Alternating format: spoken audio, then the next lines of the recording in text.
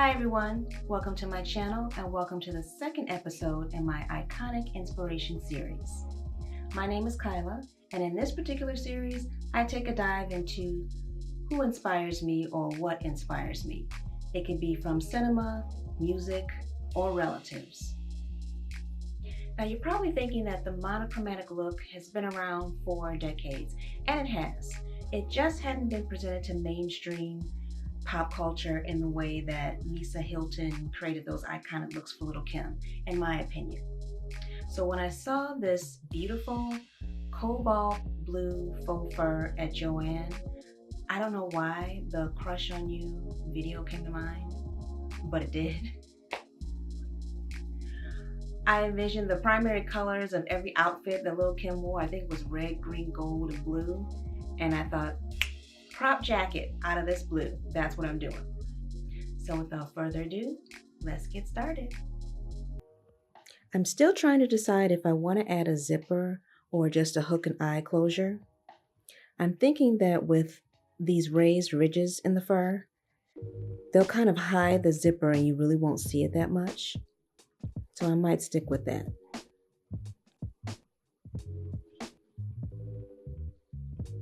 So I'm using this pattern that I found in my stash just as the bodice part of the jacket. I'll leave the collar off, but I like the crop length and the length of the sleeves. And just to show you how old this is another oldie but goodie from Hancock Fabrics, which has been closed for at least over 10 years maybe. And this pattern is from, let's see, 2005.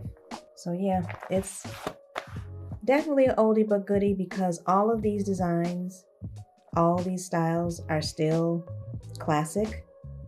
And I encourage you, when you find patterns like this, snatch them up because you'll be able to incorporate them in tons of other outfits that you make.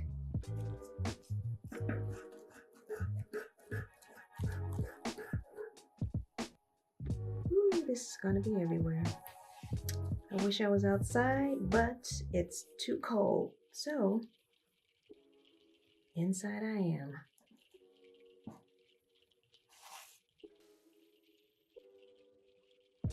Okay, something I noticed about this fabric as I got into cutting it, the emboss bubble effect kind of gets flatter and flatter as I get closer to one end of the selvage, and I'm guessing this is the end that was wrapped tightly around the bolt. So I'm gonna have to cut my sleeves, which are the last two parts that I have left, and just kind of stay towards this end of the fabric so I can still keep the same bubble effect as the bodice, because I've got the front and back cut and I want to be sure that it aligns and it just looks the same all around.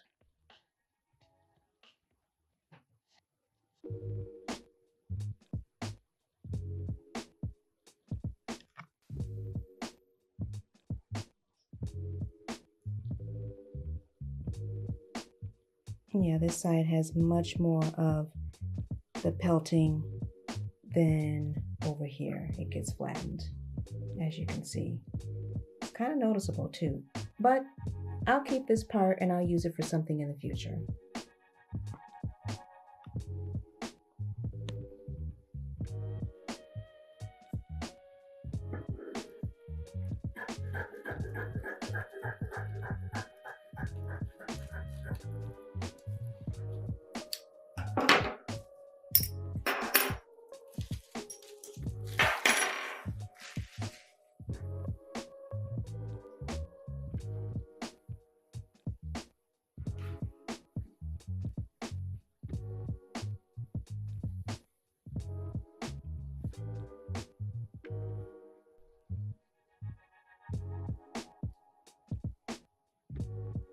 And I decided to add pockets because there were none with this pattern, and it's a jacket. You gotta have pockets.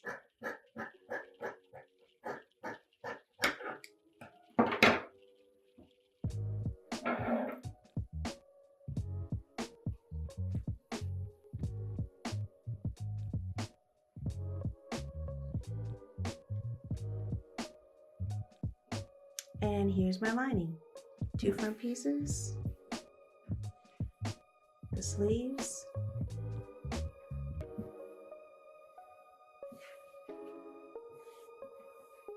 and the back.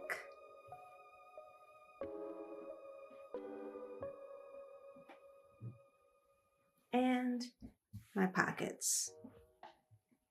I also cut my lining about a 1/2 inch shorter on the bottom because when I attach it to the outer layer, I want the faux fur to roll outward so you don't see the lining at all. So just keep that in mind, that the bottom of your sleeves, the bottom of the bodice, cut it about a 1/2 inch shorter so that your outer fabric will always show and that you'll never see your lining.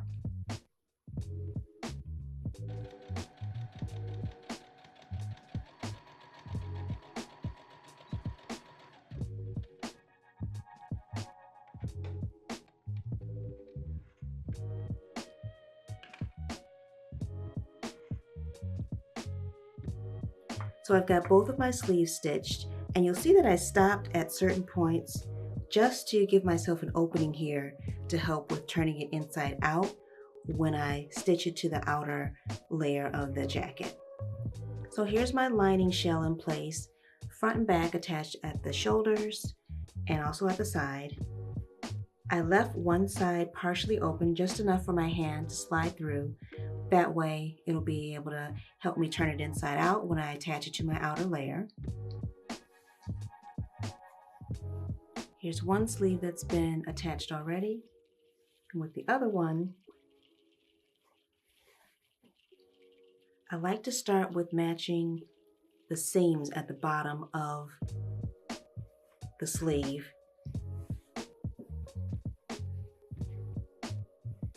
to the inside of the side jacket.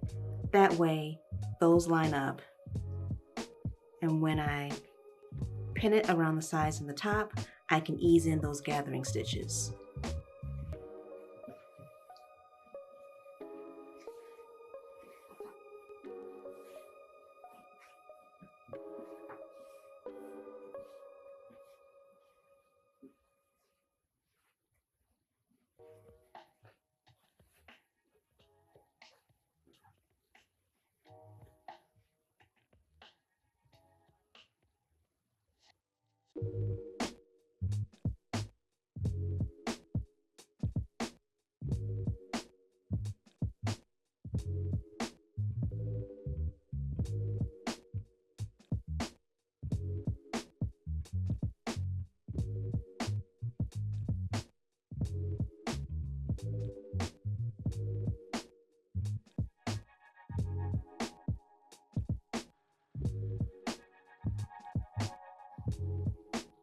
So here's the lining complete. Got my sleeves in both sides, and I'm just ready for the outer. So I ended up having to cut my zipper a little bit shorter because this is 24 inches and I cut my jacket around 22 inches. Couldn't find that size, but really wanted this color. So I've got my needle nose pliers, round pliers, and wire cutters. And I've started clipping off some of the teeth here, and I did get the tops off successfully. When I tried this before in the past, I've broken these, but using the wire cutter part of the pliers, you can really get underneath and then just pop them right off. So it was really simple this time. So all I have to do is get the rest of these teeth off, and then I'll be able to cut that down. I'll zoom in a little bit closer so you can see. And then that'll be the point of where I'll reapply the zipper stops.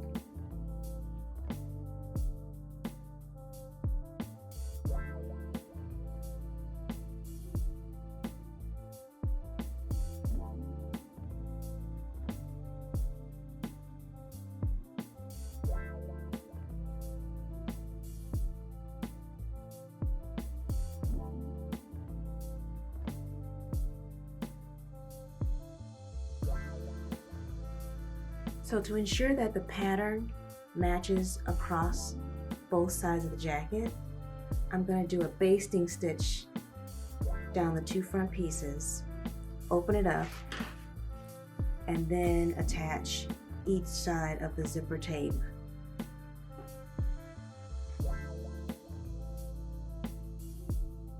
To that particular side of the jacket.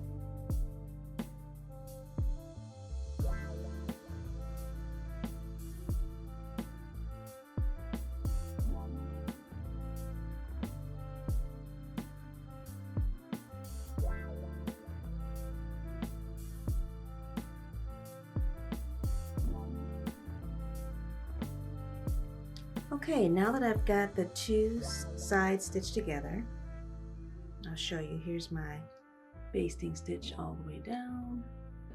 Bring this a little bit closer so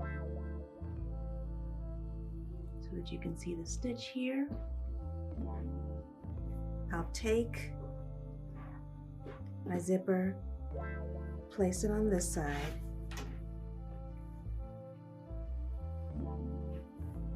and then attach it down each side. Then I'll be able to pull the basting stitch out once I finish to open it up.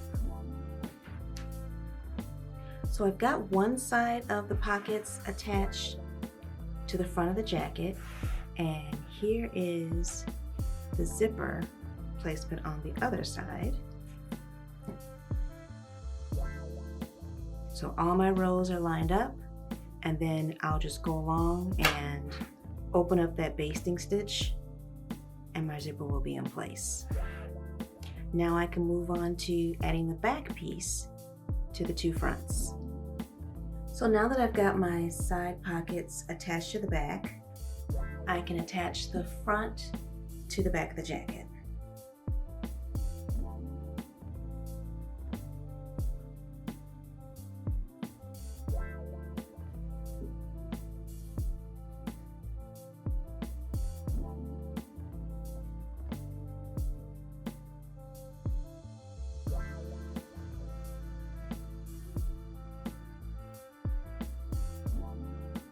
So I'll pin it in place at the shoulders here, and then also at the sides, stopping where I have the opening for the pockets, outer edge, back up and down. And I'll repeat that for the other side as well.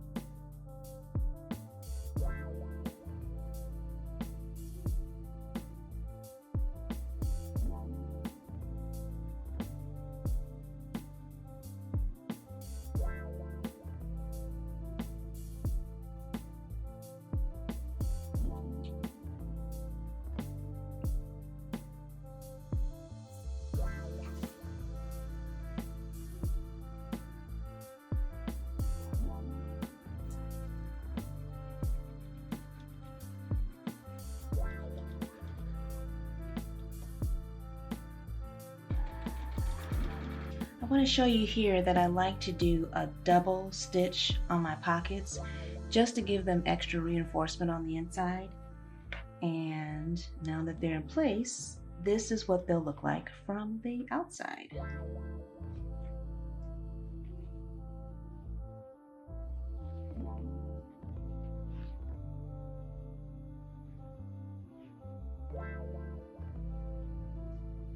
So now that I've got the front and back attached and I've got the sleeves in place, I released and pulled out the basting stitch that I made initially for my zipper, and you can see the teeth peeking through just a little bit, just like how I wanted it. And all of my lines are in place. Once I put the lining in, add a little bit of elastic to the sleeves and also to cinch in the bottom. I'll be done.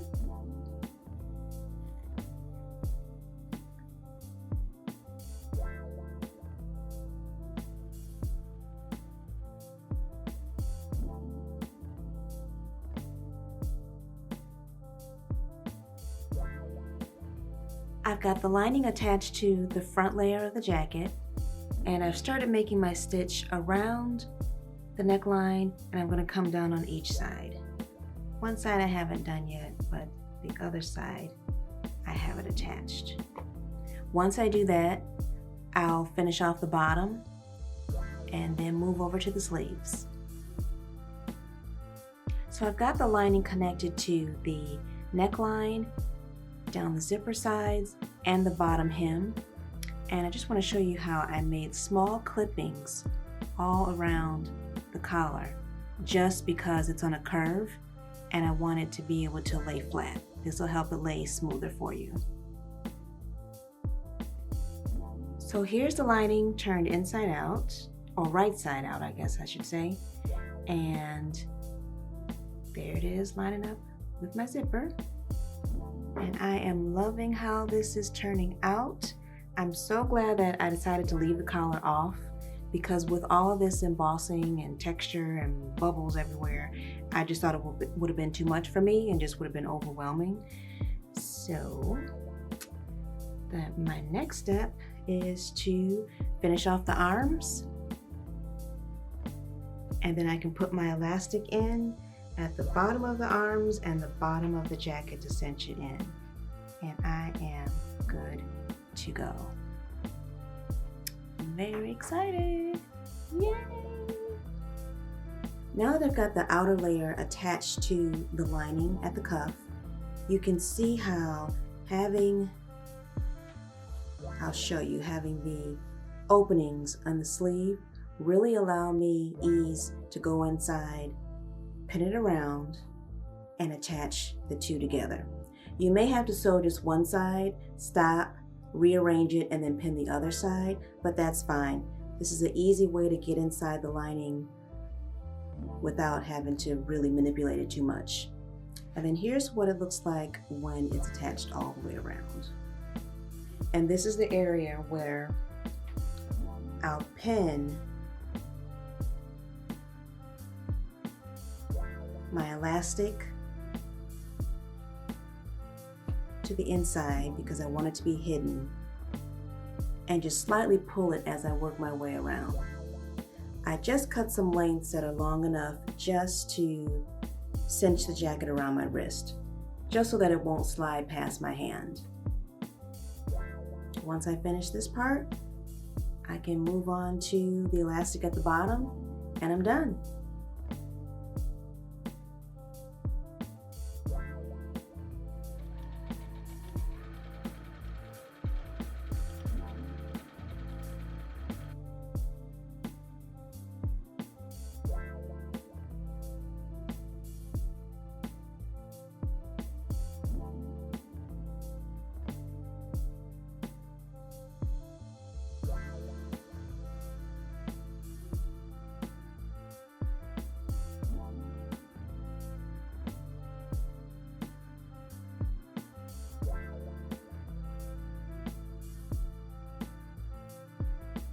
Well, I hope you enjoyed today's video, because I definitely enjoyed making it. And I'm going to be bringing more iconic inspiration videos in this series, so stay tuned for who I have in store. Probably some people you never would have expected.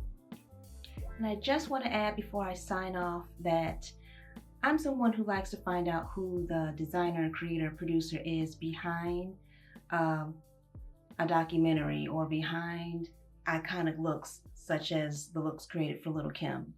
And I'd like to give them their accolades, their shout outs while they're here. So I'll try to find out who the designer is behind the iconic looks that I'm going to replicate in future videos. I'll try my hardest to see if I can find that information.